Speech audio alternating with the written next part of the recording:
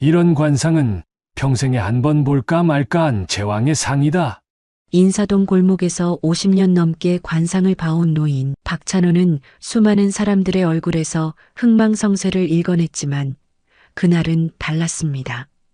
흙먼지 묻은 얼굴과 낡은 옷을 입은 채 길가에 웅크리고 있던 소녀. 그 아이를 본 순간 노인은 들고 있던 돋보기를 떨어뜨리며 뒷걸음질 쳤습니다. 더러운 때로 얼룩진 얼굴, 하지만 그 눈빛만큼은 하늘이 내린 듯 범상치 않았습니다. 도대체 이 아이는 누구일까요? 노인은 왜 그토록 충격을 받았을까요? 이 아이의 정체를 둘러싼 거대한 비밀이 지금 막 시작됩니다. 이야기가 궁금하시다면 구독과 좋아요 눌러주세요. 댓글로 함께 소통해 주시면 앞으로 좋은 영상 제작에 큰 도움이 된답니다. 서울 종로구 인사동의 낡고 정겨운 골목. 50년 넘게 이 자리를 지켜온 관상가 박찬호는 따스한 햇살 아래 앉아 지친 눈을 감고 있었습니다. 그의 주변으로는 관광객들의 왁자지껄한 소리와 물건을 팔러 온 상인들의 정겨운 목소리가 뒤섞여 활기 넘치는 소음이 가득했습니다. 젊은 시절엔 이름만 대면 알만한 고위 인사들이 청와대에서 그를 찾아올 정도로 명성이 높았지만 세월의 흐름 속에 관상을 믿는 이들이 줄어들면서 그의 관상집은 예전 같은 활기를 잃어버린 지 오래였습니다. 그날도 오전에 찾아온 손님은 단 한 명도 없었고 무료함을 달래려 혼자 차를 마시던 그의 귀에 평소보다 더 소란스러운 아이들 소리가 들려왔습니다. 창밖을 내다본 그의 눈에 낡은 옷을 입고 구걸하는 아이들 몇몇이 들어왔습니다. 요즘 세상에 이런 아이들이 있다니 그의 마음은 아파왔습니다. 그런데 그 순간 아이들 사이에서 유독 눈에 띄는 여자아이 하나가 있었습니다. 그 아이에게서 느껴지는 심상치 않은 기운에 마치 온몸에 전기가 흐르는 듯 소름이 돋았습니다. 50년이 넘는 세월 동안 수많은 사람들의 관상을 보았지만 이런 느낌은 처음이었습니다. 박찬호는 급히 돋보기를 챙겨 밖으로 나갔습니다. 다른 아이들은 그를 보고 도망갔지만 그 여자아이는 제자리에 그대로 서 있었습니다. 나이는 12살 정도로 보였고 더러운 옷과 맨발이었지만 자세만큼은 반듯했습니다. 박찬호가 조심스럽게 다가가자 아이가 고개를 들었습니다. 그 순간 그의 가슴은 철렁 내려앉았습니다. 그 눈빛은 평범한 아이의 것이 아니었습니다. 깊고 맑으면서도 어딘가 깊은 슬픔이 서려 있는 듯 했습니다. 돋보기로 아이의 이마를 자세히 살피던 그는 그만 뒷걸음질 치다 넘어지고 말았습니다. 충격에 손에 쥐고 있던 돋보기가 바닥에 떨어졌습니다. 아이가 그에게 다가와 작은 손으로 부축해 주었습니다. 할아버지, 괜찮으세요? 아이의 목소리마저 또래 아이들과는 달랐습니다. 그의 머릿속은 온통 혼란스러웠습니다. 아이의 이마에 숨겨진 관상이 너무나 뚜렷하게 보였기 때문입니다. 용의 비늘을 닮은 희미한 무늬가 이마 중앙에 자리 잡고 있었습니다. 관상학에서 말하는 제왕의 상이자 왕의 기운을 뜻하는 가장 희귀한 관상이었습니다. 박찬호는 이 아이가 자신이 평생에 한 번 볼까 말까 한 대단한 운명을 타고났음을 직감했습니다. 아이는 자신이 가진 특별한 관상에 대해 전혀 모르고 있는 듯 천진난만한 표정으로 그를 바라보았습니다. 하은아, 또 거기서 뭐해? 너 같은 고아가 관상을 봐서 뭐해? 멀리서 다른 아이들이 하은을 놀리며 소리쳤습니다. 고아라는 잔인한 말에 하은의 표정이 잠시 어두워졌지만 이내 밝은 미소를 지으며 손을 흔들었습니다. 곧 갈게. 그 모습을 본 박찬호의 가슴은 아파왔습니다. 이 어린 나이에 홀로 얼마나 힘들었을까 싶었습니다. 아가야, 잠깐만. 그는 하은을 불러 세웠습니다. 할아버지 집에서 따뜻한 차나 한잔하고 가렴. 그리고 관상도 제대로 봐줄게. 하은은 잠시 망설이는 듯 뒤를 돌아보더니 고개를 끄덕였습니다. 네, 할아버지. 그런데 전 돈이 없어요. 돈은 안 받으니까 걱정 마라. 박찬호는 하은의 작은 손을 잡고 자신의 관상집으로 향했습니다. 이 아이를 절대 그냥 보낼 수 없다는 확신에 찬 마음이었습니다. 그는 이 아이가 단순한 우연으로 자신의 앞에 나타난 것이 아님을 느꼈습니다. 마치 운명이 그들을 이끈 것처럼 말입니다. 낡고 오래된 관상집으로 들어선 하은의 모습은 더욱 안쓰러웠습니다. 여기저기 기워 입은 옷과 구멍이 뚫린 신발은 그녀가 얼마나 고단한 삶을 살아왔는지 짐작게 했습니다. 하지만 하은은 좁고 오래된 집에서도 예의를 잃지 않았습니다. 박찬호는 그런 하은을 따뜻한 눈으로 바라보며 차를 끓여주었고 자세히 관찰했습니다. 때 묻은 얼굴을 닦아내면 분명 예쁜 아이일 거라는 생각이 들었습니다. 무엇보다 그녀의 초롱초롱 빛나는 눈빛은 결코 평범하지 않았습니다. 하은아, 부모님은 어디 계시니? 박찬호의 조심스러운 물음에 하은은 고개를 저었습니다. 몰라요. 제가 기억하는 건 고아원에 있을 때부터예요. 그것도 몇 년 전에 나왔고요. 12살 어린아이가 몇 년 동안 혼자 세상을 버텨왔다는 사실에 그의 마음은 무겁게 가라앉았습니다. 그럼 하은이는 언제부터 기억이 나니?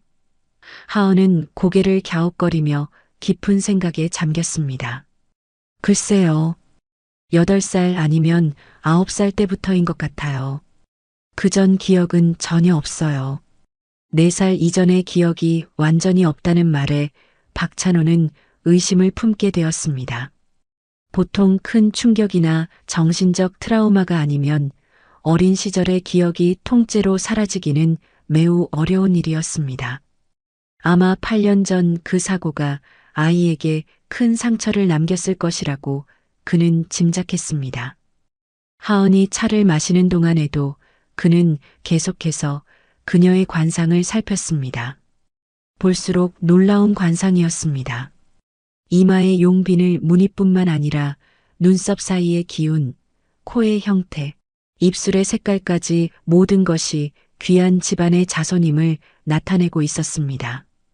특히 맑고 깊으면서도 슬픔이 배어있는 그 눈빛은 마치 큰 상처를 입은 듯한 느낌을 주었습니다. 하은이 차를 다 마시고 일어서려 하자 박찬호는 잠시 기다리라고 했습니다. 안방에서 죽은 아내가 아끼던 깨끗한 옷을 꺼내와 하은에게 건네주었습니다. 하은아, 이 옷 입어보겠니? 할머니가 아끼던 옷인데 너한테 주고 싶구나. 하은의 눈에 금방이라도 눈물이 떨어질 듯 고여 있었습니다. 정말요? 저한테 이런 예쁜 옷을 주시다니. 옷을 갈아입는 김에 목욕도 권했고 하은은 조심스럽게 욕실로 향했습니다. 깨끗이 씻고 새 옷을 갈아입은 하은의 모습에 박찬호는 또 한 번 놀랐습니다. 때를 씻어낸 하은은 정말 아름다웠고 무엇보다 깊은 품위가 느껴졌습니다. 그때 하은이 그에게 다가와 조심스럽게 물었습니다. 할아버지, 제가 왜 다른 아이들과 다른 느낌인지 아세요? 다들 저를 이상하다고 해요. 그 말을 들으니 박찬호의 가슴은 먹먹해졌습니다. 하은아, 너는 특별한 아이야. 하늘이 점지한 귀한 상을 가지고 있어. 그 순간 박찬호는 이 아이를 그냥 보낼 수 없다고 확신했습니다. 해가 지기 시작하자 하은은 다른 아이들이 기다린다며 가야 한다고 했습니다. 하지만 그는 하은을 보낼 수 없었습니다. 하은아, 할아버지 집에서 살면 어떨까? 곧 겨울이 올 텐데 여자아이가 밖에서 지내는 건 아주 위험하단다. 하은은 깜짝 놀라 그를 쳐다보았습니다. 정말요? 저 여기서 살아도 돼요? 그럼 할아버지가 너를 키워주마. 대신 할아버지 일도 좀 도와주고. 하은의 얼굴에 환한 미소가 번졌습니다. 그 미소를 보며 박찬호의 마음도 따뜻해졌습니다.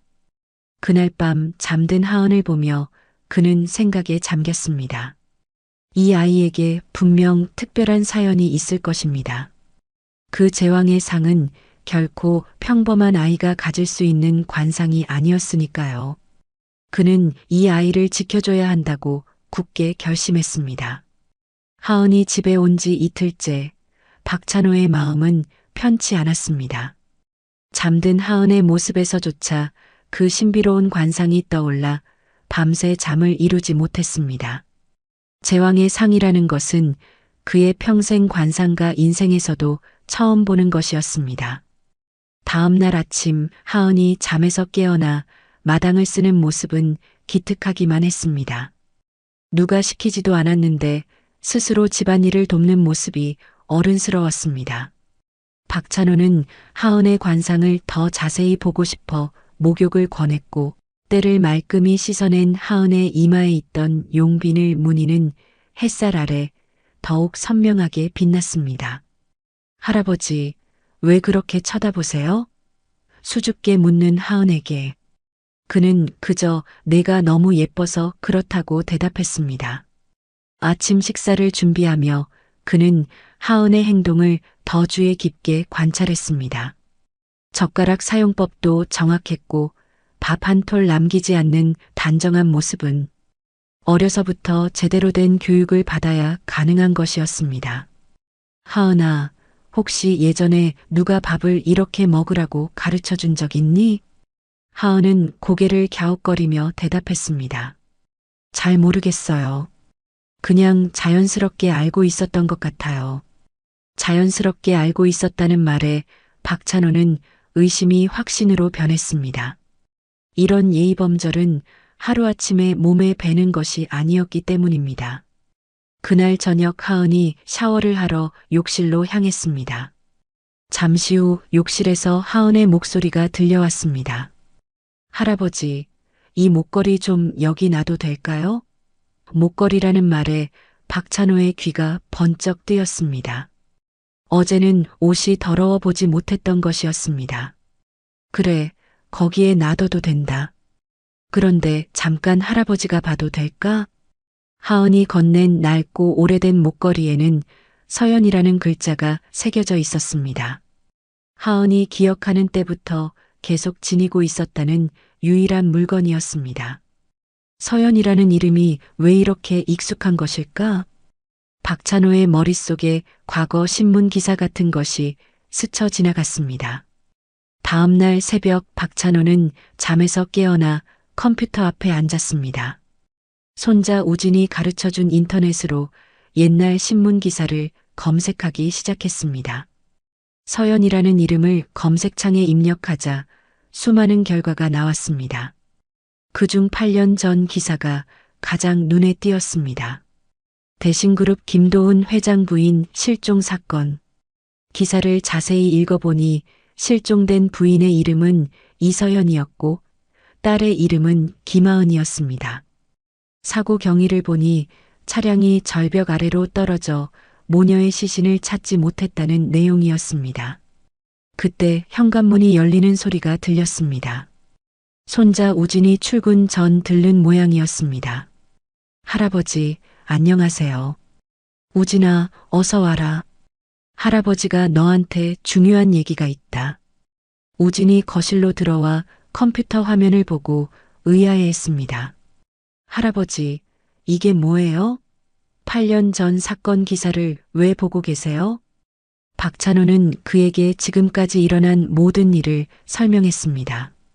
하은의 제왕의 상 목걸이에 새겨진 이름, 그리고 4살 이전 기억이 없다는 점까지. 변호사인 우진의 표정은 점점 심각해졌습니다. 할아버지, 정말 그 아이가 김도훈 회장의 딸이라고 생각하세요? 모든 정황이 그걸 가리키고 있어. 하지만 아직 확신은 서지 않아. 이 엄청난 사실에 두 사람은 할 말을 잃었습니다. 단순한 사고였다면 하은이 살아있다는 사실이 왜 지금까지 숨겨져 있었을까? 두 사람은 서로의 눈을 마주보며 심각한 표정을 지었습니다. 이 아이에게 숨겨진 비밀이 단순한 사고가 아님을 그들은 직감하고 있었습니다. 하은을 둘러싼 거대한 음모의 실체가 서서히 드러나고 있었습니다. 같은 시각 서울 한남동의 호화로운 저택. 대신그룹의 안주인이 된 정유경은 개인 서재에 앉아 오래된 사진첩을 들여다보고 있었습니다. 8년 전 남편이 국회의원이었던 시절의 사진들이었습니다. 그중 한 장에는 김도은 회장과 그의 전 부인 이서연이 해맑게 웃고 있는 모습이 담겨 있었습니다. 사진을 바라보는 그녀의 눈에는 차가운 증오가 서려 있었습니다. 서연아, 결국엔 내가 이겼어. 그녀는 사진을 바라보며 중얼거렸습니다. 8년이 지난 지금 대신그룹의 회장인 김도은 옆에 있는 사람은 자신이었습니다. 그때 비서실장 최연석이 서재로 들어왔습니다. 정유경의 얼굴이 순간 굳어졌습니다. 8년 전 그녀의 손에 최연석의 삶을 무너뜨릴 수 있는 약점이 있었다는 사실을 그는 잘 알고 있었습니다. 8년 전 그날 정유경은 김도은 회장과 사랑하는 관계였지만 이서연이 있었기에 그들의 관계는 발전될 수 없었습니다. 질투와 욕망에 눈이 먼 정유경은 당시 보좌관이었던 최연석에게 이서연을 제거하라고 협박했습니다. 최연석은 선거자금을 개인적으로 쓴 약점을 잡혀 어쩔 수 없이 정유경의 요구를 따를 수밖에 없었습니다. 이서연과 딸 하은이 시골 친정을 다녀오는 날 정유경은 그들의 동선을 최연석에게 알려주었고 최연석은 산길의 가파른 커브 구간에서 고의적으로 교통사고를 일으켰습니다. 처음에는 이서연만 제거할 생각이었지만 차 안에는 어린 딸 하은까지 함께 있었습니다. 하지만 정유경은 망설이지 않았습니다. 김도은 회장을 차지하기 위해서라면 무엇이든 할 각오가 되어 있었기 때문입니다. 사고는 계획대로 일어났고 차량은 절벽 아래로 떨어졌습니다. 최연석은 이서현과 하은이 급류에 휘말려 실종되었다고 보고했습니다. 하지만 보고와 달리 두 사람은 기적처럼 살아 있었습니다. 최연석은 차마 그들을 죽일 수 없었습니다. 이서연은 거의 숨만 붙어 있을 정도로 상태가 심각해 지방의 한 작은 병원으로 옮겨졌고 하은은 치료 후 고아원으로 보내버렸습니다. 그리고 8년이 흘렀습니다. 정유경은 김도은의 부인이 되었고 김도은은 대신그룹의 회장이 되었습니다. 모든 것이 계획대로 흘러갔다고 생각했는데 최근 정유경은 8년 전 그 일이 완벽하게 처리된 게 맞는지 의심하기 시작했습니다. 현서가 8년 전 그 일이 혹시 완전히 처리되지 않았을 가능성이 있나? 최연석의 목소리는 미세하게 떨렸습니다. 그럴 리가요. 제가 직접 확인했는데. 하지만 그는 정유경의 눈을 똑바로 쳐다보지 못했습니다. 다시 확인해줘. 그때 그 두 사람이 정말 실종된 건지. 정유경의 차가운 목소리에는 단호한 결의가 담겨 있었습니다. 바로 그때 김도은 회장에게서 전화가 걸려왔습니다. 여보, 어디 있어? 잠깐 만났으면 해. 지금 갈게, 당신. 정유경은 전화를 끊고 최연석을 바라보았습니다. 최연석은 떨리는 목소리로 물었습니다. 회장 사모님, 어떻게 하시겠습니까? 정유경은 차갑게 대답했습니다. 이번엔 절대 놓치지 않겠어. 우리에게 더는 실패는 없어. 그녀는 8년 전의 실패를 반복하지 않을 것이라고 다짐했습니다. 그 모든 것을 무너뜨릴 수 있는 유일한 존재인 하은의 행방을 반드시 찾아내 제거하겠다는 차가운 결의가 그녀의 눈동자에 서려 있었습니다. 하은이 박찬호의 집에 온 지 며칠이 지났습니다. 아이는 하루가 다르게 밝아졌고 조심스러워하던 처음의 모습은 사라지고 진정한 손녀처럼 편안하게 지냈습니다. 하지만 박찬호의 마음은 날이 갈수록 무거워졌습니다. 하은의 정체를 확신하게 된 후로 불안감은 끊이지 않았습니다. 언젠가는 하은을 노리는 위험이 닥칠 것이라는 예감이 들었습니다. 할아버지, 오늘 우진 오빠랑 시장 가도 돼요? 해맑게 묻는 하은의 모습에 박찬호는 가슴이 아려왔습니다. 시장은 왜 가려고?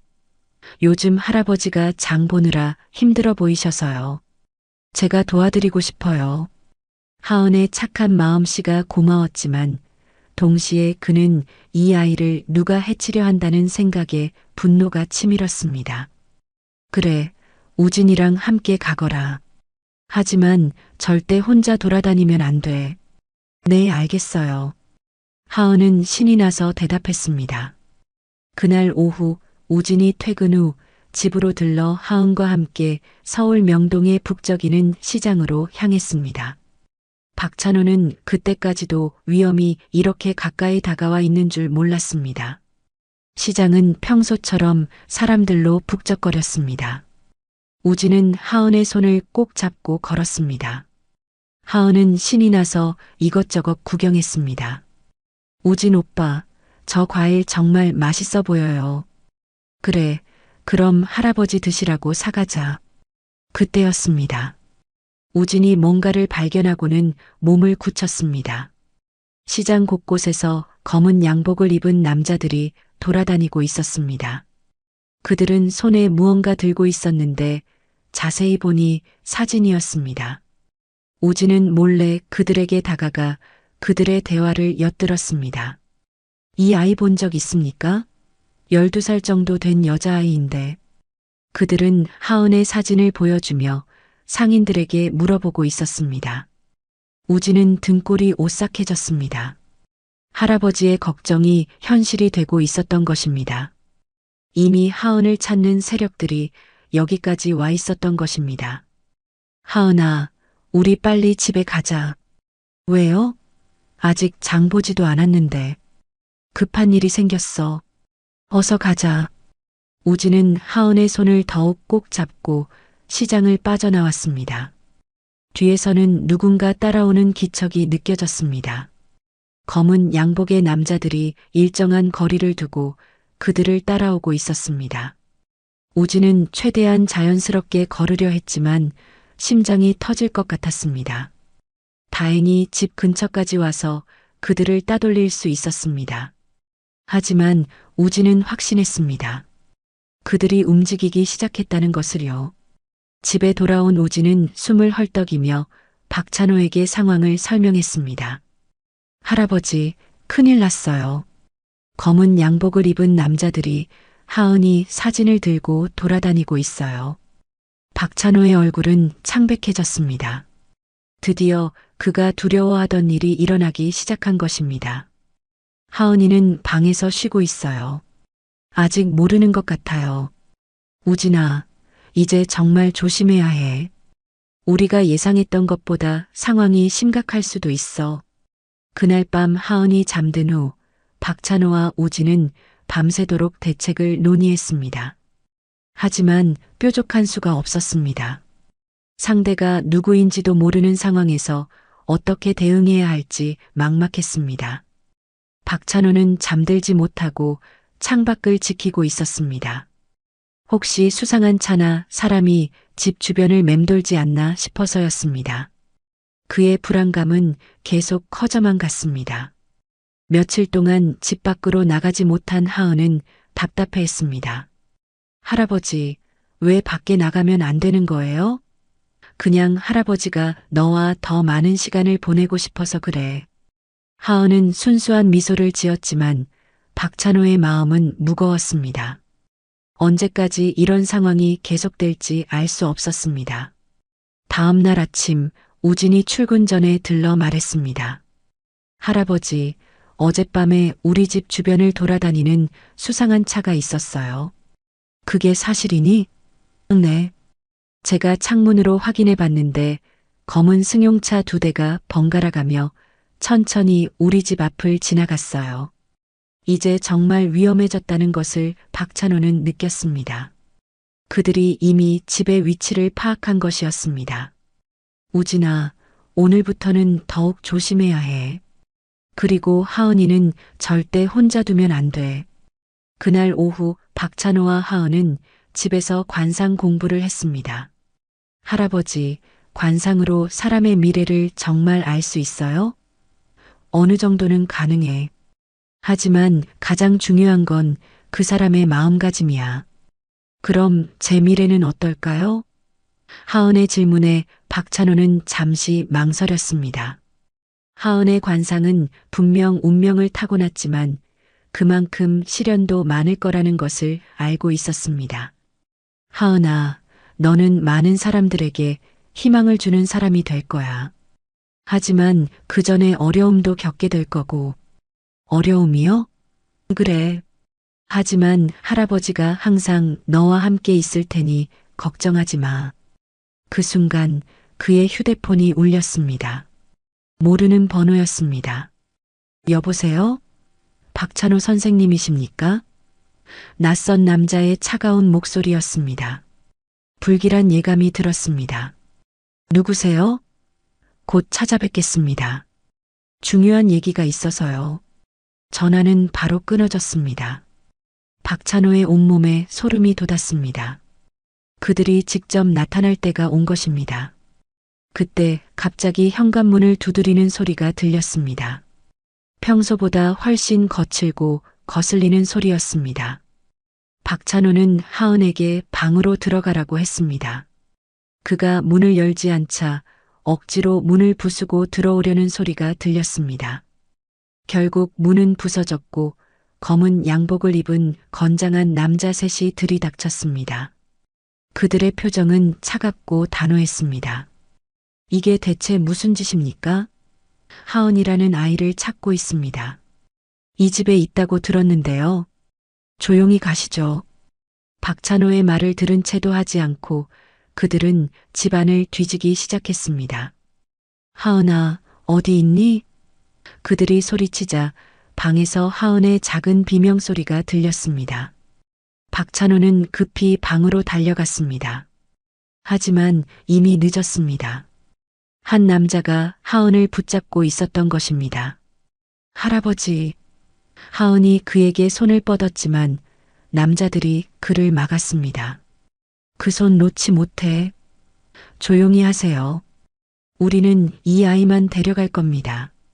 그때 마침 우진이 집에 도착했습니다. 상황을 보자마자 하은을 구하려 했습니다. 누구세요? 왜 우리 하은이를? 우진이 남자들에게 달려들었지만 상대는 훈련받은 사람들이었습니다. 우진은 그들에게 쉽게 제압당했습니다. 우진 오빠. 하은이 울부짖었지만 어쩔 수 없었습니다.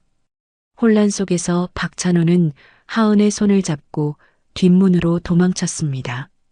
남자들이 우진을 제압하느라 정신이 없는 사이였습니다. 할아버지, 우진 오빠는 어떻게 돼요? 일단 우리가 살아야 우진이도 구할 수 있어. 그는 하은을 데리고 뒷골목으로 숨었습니다. 심장이 터질 것 같았지만 하은을 지켜야 한다는 생각뿐이었습니다. 1시간쯤 후 그의 휴대폰이 울렸습니다. 박찬호 씨, 일을 어렵게 만드시네요. 차가운 남자 목소리였습니다. 아이와 함께 오면 손자를 무사히 돌려보내겠습니다. 맞교환하시죠? 박찬호의 온몸에 소름이 돋았습니다. 우진을 인질로 잡은 것이었습니다. 우진이에게 무슨 짓을? 하루 드리겠습니다. 내일 밤 12시까지 한강공원으로 아이와 함께 오세요. 전화가 끊어졌습니다. 박찬호는 절망감에 빠졌습니다. 박찬호는 늦은 밤까지 잠을 이루지 못했습니다. 하은을 지키려다 사랑하는 손자 우진까지 위험에 빠뜨린 것입니다. 할아버지, 우진 오빠가 어떻게 된 거예요? 하은의 불안한 목소리에 그는 아무 말도 할 수 없었습니다. 할아버지, 저만 그 사람들한테 가면 우진 오빠를 놓아줄까요? 하은의 말에 박찬호는 가슴이 찢어지는 듯 했습니다. 12살 아이가 이런 걱정을 해야 한다니. 안 돼, 하은아. 너를 보낼 순 없어. 하지만 우진 오빠가 위험해요. 저 때문에 이런 일이 생긴 거잖아요. 하은의 눈에 눈물이 가득 고였습니다. 아이도 상황의 심각성을 느끼고 있었습니다. 다음 날 저녁이 되자 하은이 박찬호에게 말했습니다.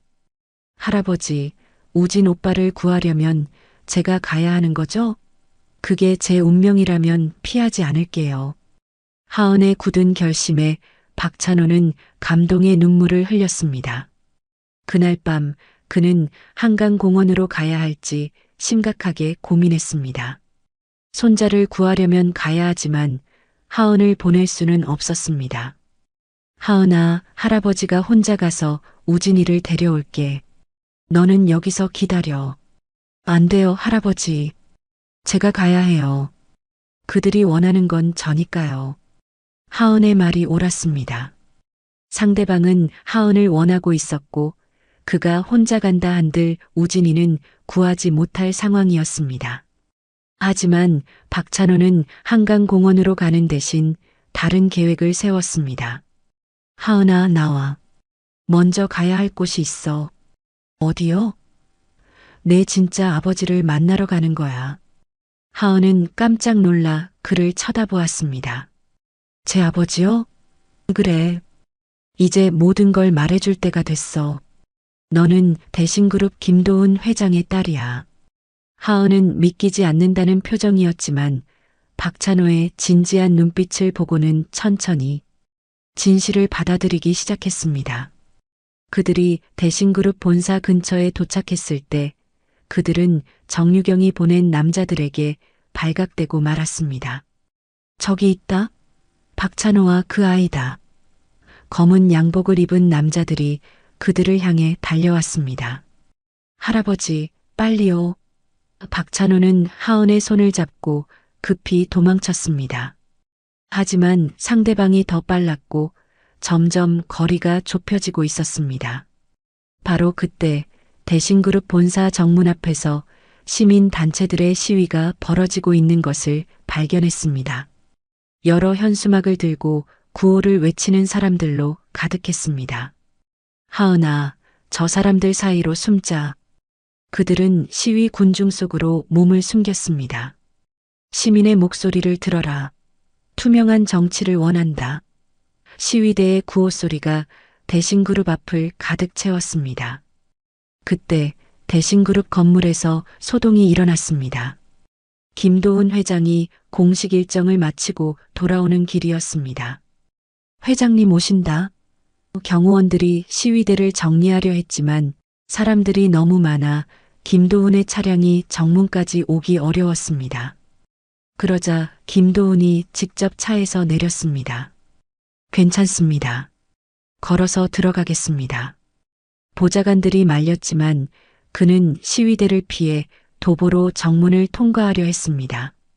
경호원들이 주변을 둘러쌌지만 혼잡한 상황이었습니다. 바로 그때 군중에 떠밀린 하은이 넘어지면서 김도훈 회장 바로 앞으로 굴러가게 되었습니다. 아야. 하은이 바닥에 넘어지자 김도훈은 본능적으로 아이를 일으켜 세우려 했습니다. 괜찮니, 아가야? 그가 하은의 손을 잡고 일으켜 세우는 순간 두 사람의 눈이 마주쳤습니다. 그 순간 김도훈의 얼굴이 창백해졌습니다. 마치 유령을 본 것처럼 굳었습니다. 이럴 수가. 서연이. 그는 하은을 뚫어지게 쳐다보며 중얼거렸습니다. 그 눈빛, 그 얼굴이 8년 전 잃어버린 아내와 너무나 닮아 있었기 때문입니다.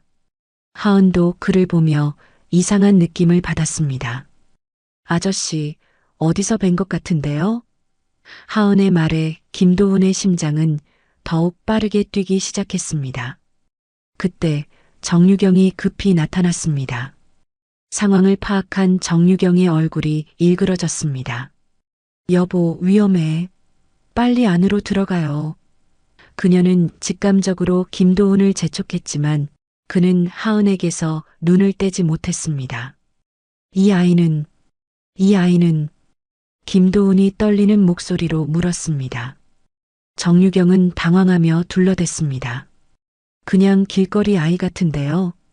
시위에 휘말린 것 같아요. 그러나 김도훈은 정유경의 말을 믿지 않았습니다. 본능적인 이끌림이 있었습니다. 이 아이를 내 집무실로 데려와줘. 여보, 이러시면 안 돼요. 일정이. 지금 당장 데려와. 김도훈의 단호한 명령에 경호원들이 움직였습니다.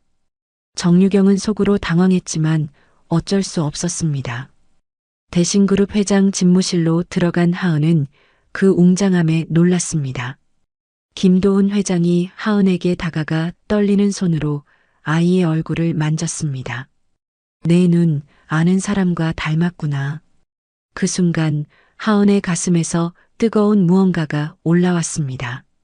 마치 오랫동안 잊고 있던 기억이 되살아나는 것 같았습니다.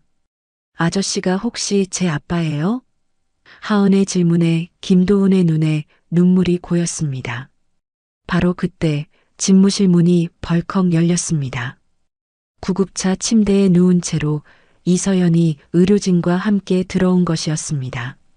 8년 만에 깨어난 이서연은 아직 걷기 힘들었지만 딸을 찾겠다는 의지 하나로 병원을 나선 것이었습니다.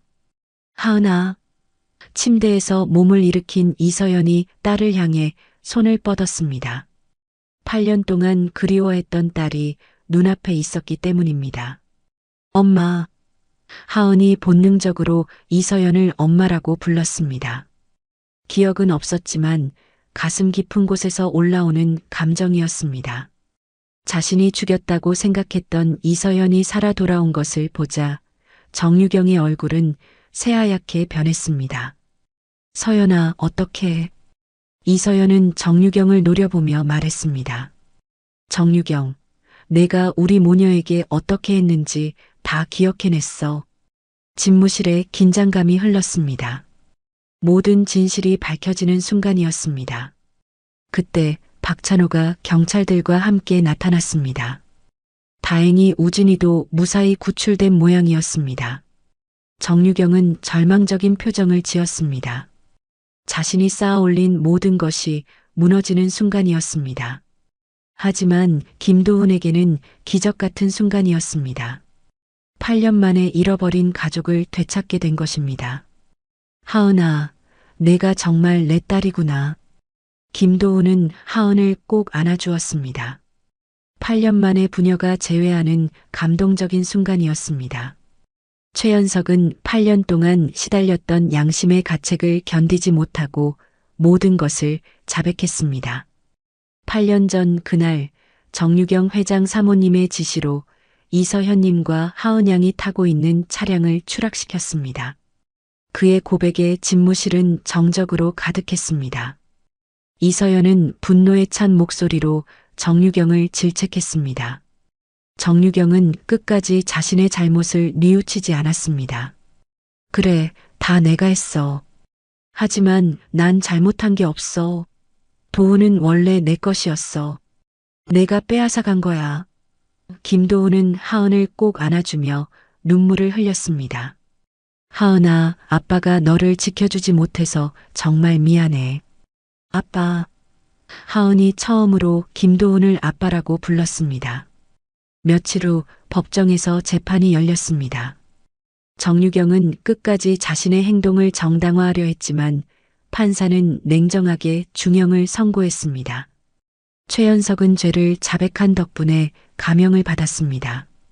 재판이 끝난 후 김도훈은 모든 대중 앞에서 사과 기자회견을 열었습니다. 국민 여러분, 저는 가족을 지키지 못한 무능한 남편이자 아버지였습니다. 그의 목소리는 떨리고 있었습니다. 8년 동안 제 곁에 있던 사람이 제 가족을 해친 장본인이었다는 사실을 알지 못했습니다. 이는 저의 무능함이며 회장으로서의 자격이 없음을 보여주는 것입니다. 그는 진심으로 사과하며 회장직에서 사임했습니다. 저는 이제 한 사람의 아버지, 한 사람의 남편으로 돌아가 가족과 함께 살겠습니다. 1년 후 박찬호는 조용한 시골 마을을 찾았습니다. 그곳에는 김도훈 전 회장이 이서연, 하은과 함께 소박한 집에서 살고 있었습니다. 이서연은 재활 치료를 통해 건강을 많이 회복한 상태였습니다. 선생님, 어서 오세요. 김도훈이 반갑게 그를 맞아주었습니다. 하은은 달려와 박찬호에게 안겼습니다. 할아버지, 하은아, 요즘 뭐하고 지내니? 정치학 공부하고 있어요. 나중에 진짜 국민을 위한 정치인이 되고 싶어요. 하은의 꿈을 듣고 박찬호는 가슴이 뭉클했습니다. 이 아이에게는 정말 특별한 운명이 기다리고 있는 것 같았습니다. 우진이도 곧 올 거라고 했습니다. 그는 이제 이 가족의 든든한 일원이 되어 있었습니다. 저녁 무렵 모두 함께 마당에서 식사를 했습니다.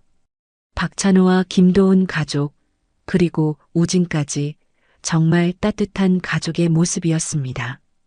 김도훈이 박찬호에게 고개를 숙여 감사 인사를 전했습니다. 선생님 덕분에 우리 가족이 다시 만날 수 있었습니다. 박찬호는 고개를 저으며 하늘을 올려다보았습니다. 아닙니다. 이 모든 건 하늘이 정한 운명이었어요. 제가 한 일은 그 운명을 조금 도와준 것뿐입니다. 그날 밤 하은이 그에게 와서 감사 인사를 전했습니다. 할아버지, 정말 감사해요. 할아버지가 아니었다면 전 영원히 가족을 만나지 못했을 거예요. 하은아, 넌 정말 특별한 아이야. 앞으로도 많은 사람들에게 희망을 주는 사람이 될 거야. 하은의 눈빛은 한층 더 깊고 맑아져 있었습니다. 오늘 이야기를 끝까지 들어주셔서 감사합니다. 영상 보시고 느끼신 감정, 댓글로 함께 나눠주세요. 여러분의 한마디가 누군가에겐 큰 위로가 될 수 있습니다. 영상이 마음에 드셨다면 구독과 좋아요로 응원 부탁드립니다.